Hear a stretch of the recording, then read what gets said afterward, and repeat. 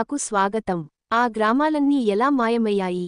High court scheduled area పరిధిని ఎందుకు కుదిస్తున్నారు?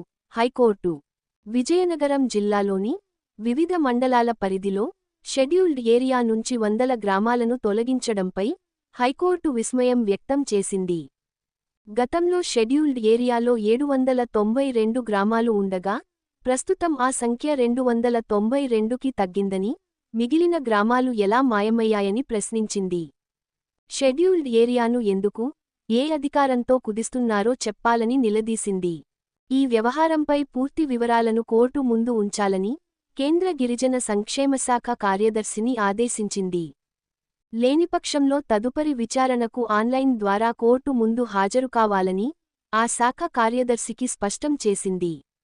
ఈ మేరకు హైకోర్టు ప్రధాన న్యాయమూర్తి జస్టిస్ ధీరజ్ సింగ్ ఠాకూర్, జస్టిస్ చీమలపాటి రవితో కూడిన ధర్మాసనం బుధవారం ఆదేశాలిచ్చింది.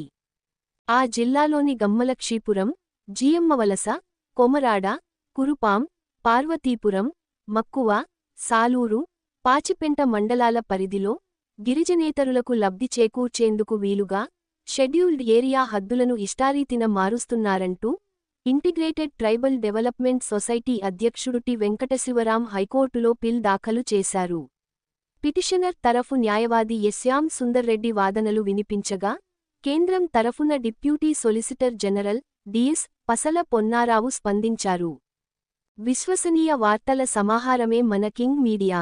దయవుంచి మన కింగ్ మీడియా ఛానల్ను లైక్ చేయండి, షేర్ చేయండి, సబ్స్క్రైబ్ చేయండి.